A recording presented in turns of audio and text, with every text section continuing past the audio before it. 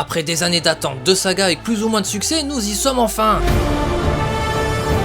L'un des héros les plus populaires fait enfin partie de l'univers partagé super-héroïque le plus développé à ce jour. Attendu comme le Messie, Marvel en collaboration avec Sony vont pondre une trilogie de films demandés, souhaités et invoqués par beaucoup. Reste à déterminer si ça valait la peine d'intégrer Spidey aux côtés des Avengers. Et oui, entre réussite et déception, Spider-Man et Iron Boy, multivers et réhabilitation, mais également mise en scène douteuse et box-office pétant les records, ce Spider-Man version MCU a offert des surprises plus ou moins bonnes. Après avoir évoqué le Raimiverse et l'injustement décrié saga Amazing, nous allons enfin nous pencher sur le Spider-Man de Tom Holland et ses films intégrés au MCU. Abonne-toi, n'oublie pas la petite cloche, objectif 4000, n'hésite pas aussi à lâcher un petit like surtout si t'es sur la télé, n'hésite pas aussi à donner ton avis en commentaire ou à donner des idées de sujets à traiter dans de futures vidéos, et j'ai pris un marteau dans la gueule. Ouais, ça peut laisser des traces. Et alors je vous en parle parce que déjà ça explique pourquoi la vidéo est sortie un peu plus tard que prévu, certains ont peut-être déjà remarqué la cicatrice pour ceux qui me suivent, et surtout j'ai quand même perdu une dent. Alors depuis ça a été réparé mais c'est pas encore tout à fait clean donc il est pas impossible qu'il y ait des bugs sur certains mots, alors rassurez-vous c'est quand même très léger, mais je préfère le préciser et m'en excuser par avance. En attendant, chers viewers luxonautes et fans de Spidey du MCU, c'est parti pour la trilogie Spider-Man à la sauce Marvel Cinematic Universe. Bim, le contexte a déjà été détaillé lors de la vidéo précédente, je vais donc être bref. Après l'échec de la saga Amazing et le piratage de Sony, Mi Pascal, productrice historique des films, passe un accord avec Kevin Feige, superviseur du MCU pour intégrer Spider-Man au sein de l'univers Marvel. Sans s'attarder sur l'aspect financier, il a été conclu que chaque film de l'homme araignée verrait l'apparition d'au moins un personnage Marvel à ses côtés. Pour le meilleur mais surtout pour le pire. Après son introduction forcée à Captain America Civil War en 2016, un film solo est rapidement mis sur pied avec Spider-Man Homecoming. On va reparler du titre dans 10 secondes. Avec un budget de 175 millions de dollars, Spider-Man Homecoming en rapportera 880 millions, ce qui est vraiment pas mal, surtout comparé au score des précédents Amazing, qui eux au moins avaient un titre un peu plus cohérent. Homecoming qui fait soi-disant référence à la fête du lycée qui se prépare. Fête dont on voit brièvement les préparatifs au début, qu'on évoque vite fait au milieu et qu'on voit à peine une minute à la fin. Donc franchement ça valait pas la peine d'appeler le film Homecoming. À moins que ce soit pour faire un gros doigt d'honneur à Sony, quoique vu ce qu'ils ont fait récemment avec le format physique, le doigt d'honneur avec le recul il est mérité, bande d'enfoirés. Homecoming qu'on peut aussi traduire par retour à la maison, franchement c'est petit de la part de Marvel, surtout quand on voit à quel point ça valait le coup qu'il rentre chez lui. Ouais parce que tout n'est pas acheté non plus en cette trilogie, il y a des qualités qu'on va évoquer, mais franchement ça reste quand même dans les plus mauvais films Spider-Man sortis à ce jour malgré tout. Et avant de me taper dessus, écoutez ce que j'ai à dire. Dans ce premier opus on nous présente le vautour qui récupère de la technologie Chitauri suite à la bataille de New York. Après qu'on lui ait volé son travail, il se retrouve à revendre ses technologies à des criminels et en profiter dans le cadre de ses activités pour se faire un costume plutôt stylé lui donnant des allures de vautour. Et il y a déjà un problème, ok on nous expose de façon efficace comment le méchant est devenu méchant, mais il manque un petit truc. Comment il est devenu Spider-Man l'autre ? Alors ok, dans Amazing c'était redondant de se taper à nouveau toute l'origin story, maintenant rien n'empêche de faire une intro accélérée pour montrer l'évolution de la piqûre jusqu'aux événements de Civil War, parce qu'en plus il en découle que l'oncle Ben n'existe pas dans cette version de l'histoire. Ouais parce qu'en plus de nous lâcher un nouveau Spidey comme ça au visage sans explication, ils ont changé le lore, ce qui ne me dérange absolument pas sur le papier dans un principe d'adaptation, surtout s'ils veulent pas nous raconter une histoire qu'on a déjà vue 2 fois. Petit bémol, visiblement c'est pas tout à fait la même histoire, ce serait donc peut-être bien de nous raconter cette nouvelle histoire en commençant par le début. Et ce choix c'est pour des raisons d'adaptation au MCU, Tony Stark va jouer un petit peu le rôle d'oncle Ben dans ce film, inculquant les pouvoirs et les responsabilités à Peter, ce qui va plutôt bien fonctionner jusqu'à l'arrivée de Far From Home. Je m'avance un poil, mais dans Far From Home se déroulant après Endgame et surtout après la mort de Tony, cette histoire de grands pouvoirs et de responsabilités va être mis un petit peu sous le tapis et considérée comme résolue. Mais on va le voir, comme Peter est totalement con dans ce film, c'est comme s'il avait pas appris la leçon, et donc on en arrive à No Way Home, où c'est Tante May qui fera finalement office d'oncle Ben. Grand pouvoir implique d'avoir de grandes responsabilités. Ouais, je sais. Ouais heureusement que tu le sais, merci de le préciser, parce que toi il t'aura fallu 3 films, quelques morts, un paquet de vie en jeu pour que tu le comprennes, là où les autres 1 heure de film c'était torché, et quand ils faisaient une connerie généralement c'était accidentel, pas parce qu'ils étaient complètement teubés. Tobey Maguire. Bref, le souci c'est qu'en réalité ce remaniement du lore des origines de Spidey pour l'intégrer à l'univers Avengers aboutit à un constat évident, ce personnage c'est pas Spider-Man. Mais si Lux il est rouge et bleu, il s'appelle Spider-Man, il tisse d'étoiles, c'est Peter Parker sous le masque, non, c'est Iron Boy. Il était question d'un film Young Avengers pour remplacer à terme les Avengers classiques et il fallait un héros populaire à leur tête, je vous laisse deviner qui était dans le collimateur, c'était pour ça que la piqûre d'araignée est juste évoquée. T'as été mordu par une araignée ? Elle peut me mordre aussi ? Et que ce Spidey veut être un super-héros plus parce qu'il y a les Avengers qui l'inspirent que par conviction personnelle, où il comprend que ses actes ont des conséquences. Ce Spider-Man à la sauce Avengers a dans un premier temps été développé comme un membre de l'équipe de super-héros qui pourrait à terme prendre la tête de potentiels nouveaux et plus jeunes Avengers. Ils ont donc décidé de faire une adaptation de Spidey sous la forme d'un héritier de Tony Stark. Et ce choix va ruiner complètement cette version de l'homme araignée et c'est même le gros problème de la trilogie. Même le vautour quand on y regarde il est construit avant tout comme un ennemi d'Iron Man. Spider-Man, hein. Il déteste Tony Stark, il prend l'exemple des ventes d'armes dans le premier film qu'il a fait pour justifier ses activités criminelles, il méprise Iron Man et son symbolisme, l'ouvrier de la classe moyenne qui a décidé de se rebeller face à un système où le riche gagne tout le temps. Les gens là-haut, les maîtres du monde, les riches et les puissants, ils font tout ce qu'ils veulent. Les gens comme nous, ils en ont rien à faire. Ouais, le vautour est ici d'ultra-gauche. Ouais, ça me fait un peu rire. Maintenant, si on retire tout ce qui entoure Iron Man, il reste quand même de quoi manger, hein. Ce Peter Parker, très bien interprété par un Tom Holland très investi dans son rôle, est au lycée, accompagné non pas de Harry Osborn, mais de Ned Leeds. Mais ne vous en faites pas, dans les comics, il devient quand même à un moment le super bouffon, donc c'est plutôt un parti pris d'adaptation ultra intéressant. Le duo est rejoint par une illustre inconnue qu'on découvrira être MJ, qui sera beaucoup plus cool et intéressante que la version du Raimiverse, hein, à part peut-être qu'elle a changé de nom, elle s'appelle plus Mary Jane mais Michelle Jones, et je ne sais pas pourquoi ils ont fait ça. Mais Peter sera en crush sur Liz dans cet opus, ce dont on se branle un peu sauf pour la révélation finale. Le lycée se prépare pour Homecoming, hein, la fête de fin d'année, dont tout le monde se branle, hein, je rappelle. Peter fait sa petite vie, il alterne entre lycée et Spidey, cherchant à être un peu plus que la petite araignée sympa du quartier, il sera toutefois ghost par Happy. Et c'est un peu tout en vrai, bon après comme le film il nous montre un Spider-Man bloqué dans l'ombre d'Iron Man, cet aspect est donc maîtrisé, mais ça en découle que, on se fait chier et ça rend ce Spider-Man pas vraiment très intéressant. On y revient, hein, mais tout au long du film, on va voir que Iron Man brille de Spider-Man dans tout ce qu'il fait, hein, jusqu'à bloquer son costume en mode enfant, donc on a Spidey en mode tuto tout le long du film. On dirait que Tony l'enferme dans sa chambre pour pas qu'il fasse trop de conneries quoi. Et d'ailleurs son costume, on va en parler dans 2 secondes parce qu'en plus de pas être très joli, il pose un petit problème scénaristique. Ces trucs noirs gâchent un peu l'ensemble, hein. C'est une version classique adaptée mais elle manque de relief, de profondeur, il est trop CGI, hein. Les yeux qui bougent, pareil, hein. Je suis pas fan à titre personnel, mais j'aime le parti pris de rendre Spidey plus expressif. Coucou les filles.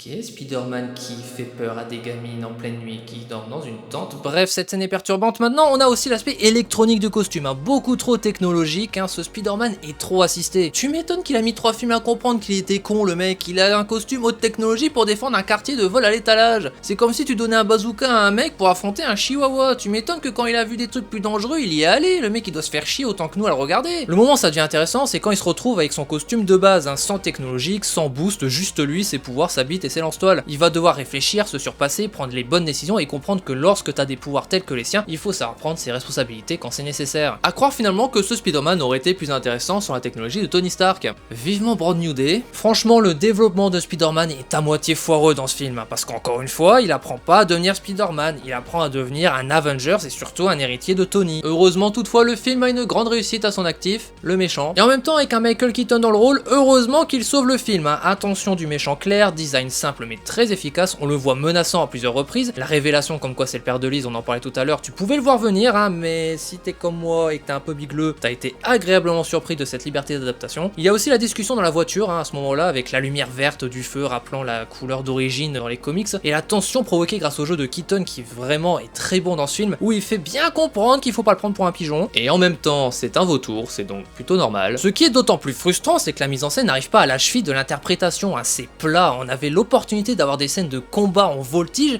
et au lieu de ça, c'est beaucoup de plans fixes combinés à quelques vagues mouvements de caméra. Quand tu compares au combat avec Electro dans The Amazing Spider-Man 2, ça fait pas le figure, hein. La réalisation de Jon Watts et sa mise en scène est molle, manque d'envergure et surtout de prise de risque. Il est donc temps de parler de l'autre petit problème de la trilogie qui découle de cela. Espèce de con, t'es pas genre censé te balancer? Il court, il prend le train, il prend même une voiture à la fin, mais bordel, t'as Spider-Man entre les mains, fais-le se balancer. On le voit un petit peu le faire brièvement, mais c'est très court, sans profondeur, en plus c'est ennuyant, c'est moins bien fait qu'en 2002. Le gars a réussi l'exploit de faire des scènes moins intéressantes que le film sorti en 2002. Et encore, même quand on les revoit aujourd'hui, elles sont beaucoup plus percutantes que la trilogie de Jon Watts. On est en 2017, film Sony, film Marvel, Disney, t'as aucune excuse pour pas faire des bonnes scènes de balancement dans un film Spider-Man, et alors Far From Home c'est pas beaucoup mieux, hein. Spider-Man Far From Home sorti en 2019 pour un budget initial de 160 millions, il va en rapporter 1,13 milliard, faisant de ce film le premier de la saga à dépasser le cap symbolique du milliard. Si un dieu existe, il nous a définitivement abandonnés, parce que là on est face à Spider-Man va en vacances, le nouveau film de Disney Channel, allez vous faire enculer, non mais vraiment, allez vous faire foutre. Bon déjà, Spidey qui n'a pas besoin de la technologie Stark pour être un super-héros, comme on l'a appris dans le précédent film, hein. Je suis rien sans le costume. Si vraiment tu n'es rien sans ce costume, c'est que tu ne le mérites pas. Tu comprends ça? Et si on lui donnait accès à des drones tueurs qui a failli assassiner un rival amoureux dans un bus rempli de jeunes qui auraient forcément été blessés si le drone n'avait pas été arrêté? Ça a pas l'air très responsable, ça. Bon là on n'a plus de doute, hein, Spider-Man est là pour remplacer Tony. Nous sommes quelques semaines après Endgame, Tony est mort et le lycée organise un voyage en Europe. C'est sans compter l'apparition des élémentaux, des monstres venus d'un autre univers introduisant le concept de multivers au MCU en passant. Ces créatures sont combattues par Mysterio. Et ok, ils ont adapté le concept de Mysterio plus que son histoire, mais si c'était pour le gâcher à ce point-là, fallait peut-être mieux s'abstenir. Pour moi l'adaptation de Mysterio vaut la peine pour la scène de l'illusion qui est vraiment intense, hein. Oblige Peter à devoir apprendre à utiliser son sens d'araignée, qui sera le fusil de Chekhov du film, un angle scénaristique intéressant pour l'évolution du personnage. Mais pour Mysterio, tu retires cette scène, il est vraiment claqué comme ennemi, hein. On va parler 2 minutes de son plan, parce qu'alors autant je me plaignais de celui du lézard dans Amazing, ah bah alors Mysterio c'est du grand art aussi. Il veut récupérer Edith, les lunettes que Tony a léguées à Peter pour avoir une armée de drones plus nombreux et puissants, pour faire une illusion plus impressionnante, tromper tout le monde et passer pour le nouvel Iron Man. C'est super ça! Et après t'aurais fait quoi? Quand une vraie menace serait venue attaquer la Terre, je sais pas, par exemple un Docteur Doom, ça aurait été quoi son plan à ce moment-là? Là encore le problème c'est que Mysterio a été transformé en ennemi de Iron Man, ce qui ruine totalement les opportunités d'exploitation du personnage par-dessus le marché. Tu veux adapter Mysterio? Ok, pourquoi pas, effectivement il y a des choses à faire avec ce personnage à l'écran, ça peut être super cool. Tu dois mettre un personnage du MCU à côté de Spidey parce que c'est dans le contrat entre les deux studios, ok, pourquoi pas. Bah c'est peut-être là qu'il fallait introduire Doctor Strange en fait, non? Un Mysterio qui veut rendre ses illusions réelles en utilisant un artefact volé à Doctor Strange car il veut que la lumière soit braquée sur lui, il fait accuser Spidey du vol de l'objet, et il y a tout un dilemme sur le fait de se fier aux apparences ou pas. Bref, j'en sais rien, mais il y avait de quoi proposer un meilleur scénario au lieu de centrer ton film Spider-Man sur Iron Man. Même si à mes yeux c'est un peu raté, ça ne reste pas moins qu'il est charismatique. L'interprétation de Jake Gyllenhaal pour Mysterio sauve vraiment les meubles, hein. À l'instar du précédent film, on peut remercier le casting d'offrir une nourriture recyclée brunâtre qui pue de qualité. La romance Peter MJ est aussi un point fort de ce Far From Home, hein. Là encore, le fait que les deux acteurs soient en couple aide beaucoup à créer une bonne alchimie à l'écran. Mais le tout certifié sans scène de balancement, hein. Faut pas déconner, c'est un film Spider-Man les mecs, hein. Imaginez un film Chucky où il n'y a pas la poupée qui tue. On a un peu plus de scènes de balancement quand même, hein, mais déjà on en a pas des masses et elles proposent rien d'exceptionnel, hein. La mise en scène est inexistante, hein, comme au précédent film, et elles sont là plus pour l'aspect pratique que l'aspect cinématographique. Spidey est pas iconisé, et c'est pas en le sortant des gratte-ciel new-yorkais que ça va aider, hein. Spider-Man est un héros qui a été construit pour agir dans la ville de New York. Qu'est-ce que tu vas me faire un film où tu le sors de la ville de New York? Et j'ai une autre question! À quoi tu sers film? Nick Fury le Skrull, on s'en fout, ça n'a aucune incidence sur la suite, hein, même pas dans le raté Secret Invasion. Edith, merci d'être passé, on ne te reverra plus jamais. Ok, MJ et Peter ils se mettent ensemble et elle découvre l'identité de Spidey, mais j'exagère à peine en disant que c'est la seule chose qui donne une utilité au film. Même le voyage en Europe, il apporte pas grand chose au final, hein. Ça aurait très bien pu se passer à New York, que ça aurait été pareil, voire même peut-être mieux. Officialiser une bonne fois pour toutes que Peter est l'héritier d'Iron Man, on va le voir, ça a aussi finalement été presque retcon, parce que oui, si, il y a quand même quelque chose à tirer de ce Spider-Man Far From Home. Le vrai nom de Spider-Man, c'est Peter Parker!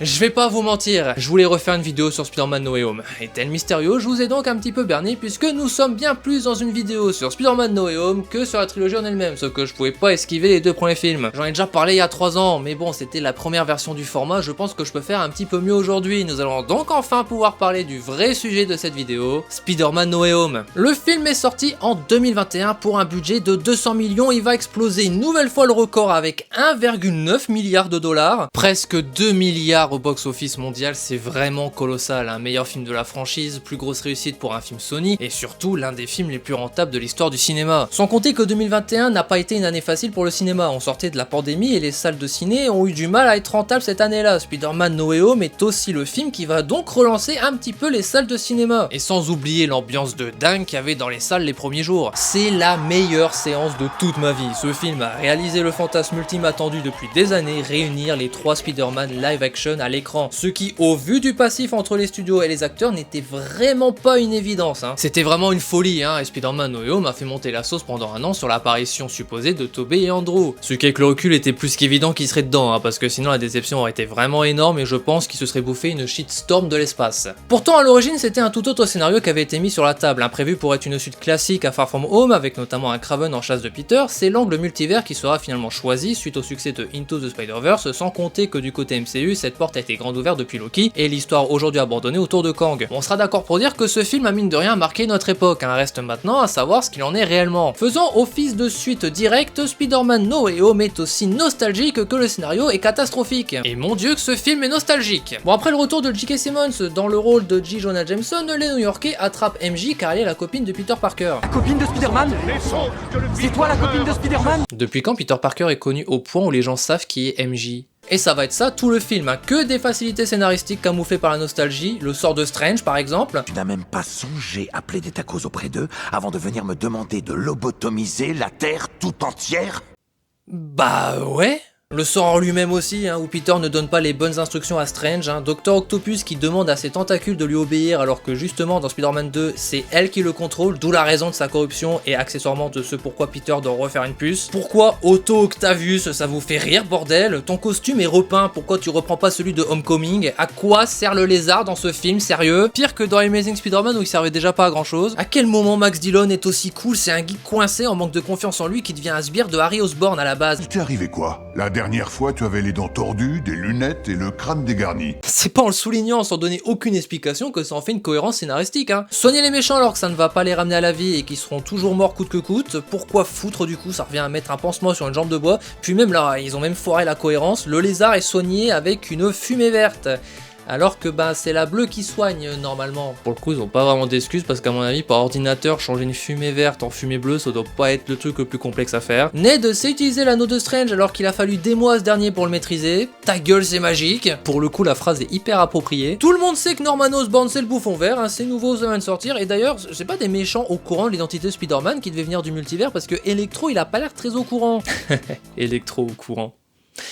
C'est seulement à la fin qu'il découvre qui est Spider-Man, il pensait même qu'il était noir, hein. Ça fait certes un clin d'œil bien placé, mais ça démontre une fois de plus le niveau catastrophique du scénario. On va être honnête, moi aussi j'adore le film, je surkiffe Spider-Man No Way Home, mais c'est une énorme merde. Niveau mise en scène, ok, John Watts s'est un peu inspiré des autres films qu'il a dû se mater par obligation au vu du contexte, mais je suis désolé, ça reste plat, enfin merde, t'as les 3 Spidey. Tu fais une scène de balancement qui me donne certes des frissons, rien que ce plan sur la Statue de la Liberté, merci Seigneur de m'avoir fait vivre ça, mais par pitié, tu filmes pas de loin les 3 Spider-Man quand t'as les 3 Spider-Man dans ton film. Imaginez les scènes de balancement avec les 3 Spidey à la sauce Amazing Spider-Man 2, on aurait pu avoir une dinguerie cinématographique. Joue avec eux dans les airs, fais-les voltiger autour des ennemis avec des toiles dans tous les sens, ça doit être un bordel organisé entre nos 3 héros. Utilise l'iconisation de tes personnages, t'as 3 versions d'un héros qui a inspiré plusieurs générations de spectateurs à travers leurs films, qui pour l'un d'eux a contribué à relancer le cinéma super-héroïque. T'as pas le droit d'en faire 3 bonhommes en collant qui se balancent 10 secondes au loin. J'ai jamais eu l'occasion de bosser en équipe, moi. Bah, moi non plus.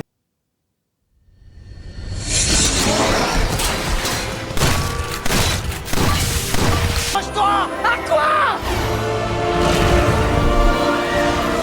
Mais je voudrais que toi, tu relances le système. Comment tu peux autant te faire chier sur les clins d'œil nostalgiques et foirer des détails de ce genre? En parlant de nostalgie, s'il fallait une preuve de plus que la Home Saga est pas franchement si appréciée que ça malgré le box-office, c'est Andrew Garfield, hein. Le Spider-Man dont les gens ont principalement parlé après la sortie du film, c'est le sien, hein. Les spectateurs se sont rendus compte qu'au final, lui, son univers était pas si mal. Et pour le coup, No Way Home a essayé d'offrir une pseudo-fin à son arc, ce qui était plutôt très appréciable, à tel point que les gens ont carrément lancé un hashtag pour réaliser The Amazing Spider-Man 3. Il a été actif un petit moment, hein. Ce qui, à titre personnel, comme je l'expliquais dans la précédente vidéo, me frustre vraiment au plus haut point, parce que pour le coup, moi je m'en étais déjà rendu compte en 2014. En parlant de la saga Amazing, souvenez-vous, j'avais évoqué les musiques du 2 qui concurrençaient les thèmes de la saga originale, qui sont aussi vraiment bons, là-dessus y a pas de débat. Dans No Way Home, on a de la réorchestration, mais c'est vague, là encore c'est mal exploité, c'est pas mémorable. En vrai, vous vous souvenez des musiques de No Way Home ?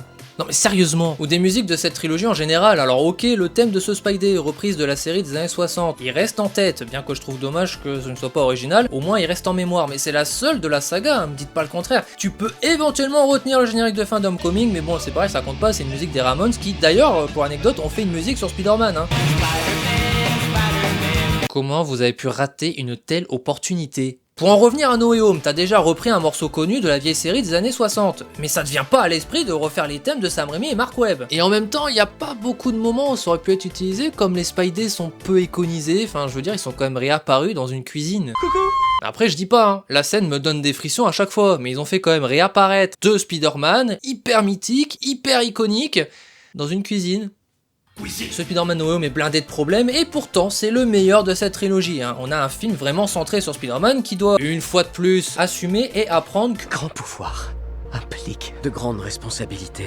ce qui rend définitivement caduque les deux précédents films où il était censé déjà avoir appris. Et surtout, il se détache enfin des Avengers, c'est plus Iron Boy, c'est terminé. Ce film montre la naissance de Spider-Man qui doit porter sur ses épaules les responsabilités de ses actes hyper tantemés. Il s'est oublié de tous, y compris ses amis et sa copine. Il a dû apprendre à se maîtriser pour prendre la meilleure décision alors qu'il était à deux doigts de sombrer dans cette scène où il tabasse le bouffon vert. Il doit apprendre à se gérer en prenant son indépendance, se créer un costume simple sans technologie Stark. Il affronte des ennemis qui en ont à Spider-Man et pas Tony. Bref, Marvel et Sony ont enfin compris que Spider-Man a alors suffisamment fourni pour en faire le héros de ses propres aventures avec ses propres fondations et non pas celles d'un autre. Ils ont dû aller chercher les autres sagas pour que Tom Holland soit enfin un Spider-Man et aboutir à un soft reboot. Alors moi ça me va, mais c'est un sacré aveu d'échec de la part de Disney qui n'ont pas su offrir un Spider-Man autre que membre des Avengers. Il en fait partie, mais c'est un héros libre qui peut très bien être un X-Men comme un membre des 4 Fantastiques, mais aussi construire sa propre Spider Family ou une Spider Society pour protéger le multivers. Les premières images de Brand New Day sont rassurantes et laissent croire que ça va dans ce sens. Moi maintenant, j'ai remarqué quand même une chose, c'est que à chaque fois on est hyper hypé quand on voit les bandes annonces, par pur kiff on adore le premier visionnage et à partir du second on se rend compte qu'en fait les films Spider-Man version MCU ils sont vraiment pas géniaux, ils sont vraiment en dessous de ce qui a été fait jusque là, en espérant que pour Brand New Day ça ne se reproduira pas. À part peut-être le premier Amazing Spider-Man qui se tape fort avec Far From Home pour la dernière place du classement, tous les autres films de la franchise sont au-dessus, entre les premiers qui sont des films d'auteur avec cette patte particulière que Sam Raimi a su insuffler, ou encore les Amazing qui sont un peu plus des films de studio mais avec une ambition, celle d'utiliser le très vaste lore de l'araignée pour concurrencer le MCU. Et maintenant t'as la Home Saga qui sont des films de commande pour brasser de la thune et offrir un nouvel Avengers. Tom Holland est un très bon Spider-Man qui n'a malheureusement pas des films à la hauteur de son interprétation, subissant de plein fouet le pacte entre deux studios prêts à tout pour faire du bénéfice sur la franchise. C'est pour ça que je pense qu'au final c'était pas la peine de laisser Spider entre les mains de Disney quand on voit ce qu'ils ont fait du personnage. Ils l'ont mal compris, mal exploité, mal mis en scène, mal iconisé, mais force est de constater que ça fonctionne. On le voit actuellement avec Brand New Day, on l'a bien constaté avec No Way Home, ils savent super bien vendre leurs films et ils savent attirer les gens en salle pour faire péter le box-office. Que le film soit bon ou mauvais, c'est certifié Marvel Studios, c'est un héros populaire, c'est bien vendu, ça ne peut que fonctionner. Et dans ce contexte-là, on ne peut que fermer les yeux sur les défauts quand on voit les films la première fois, surtout quand on joue avec ta nostalgie qui est aussi un élément surexploité ces dernières années, mais qui fonctionne à fond, et c'est pas les prochains films Avengers qui me diront le contraire. J'ai envie de croire que Brand New Day va nous offrir du Spider-Man bien street level, avec des vraies scènes de balancement et surtout un film centré sur le héros, avec une patte qui se démarque même au sein du MCU, bref un vrai film Spider-Man quoi. Bordel Luc, ça y est, t'as fini ta vidéo, ça fait 1 heure que je t'attends. J'arrive Billy 2 secondes et n'hésite pas à t'abonner et mettre la petite cloche, c'est très important pour être informé des sorties des futures vidéos. N'hésite pas à mettre un like surtout si t'es sur la télé, donne-moi ton avis en commentaire sur la vidéo, les films, et n'hésite pas aussi à me donner des sujets à aborder dans de futures vidéos. Sur ce, je pars quelques semaines sur la nouvelle planète de mon ami Billy, je vous souhaite un bel été, de bonnes vacances, hydratez-vous, c'est très important. Ciao. Ça a bien cicatrisé ce que je vois. Ouais, c'est pas grâce à toi. Connard. J'ai pas fait exprès, le marteau m'a échappé des mains, en plus je visais ton nez à la base. Pas la prochaine fois que t'auras besoin de moi pour reconstruire un nouveau monde. Tu m'oublies? Comment ça tu visais le nez? C'est pour ça que je t'emmène dans un endroit de Nouvelle Cinep que tu vas adorer. On est que 50, on a fait ce qu'on a pu, mais on va te mettre bien, t'inquiète. T'essayes de m'acheter pour que je revienne construire ton monde parce que je suis plus grand et donc c'est plus rapide et plus pratique. Non. Parce que je marche, allez on y va.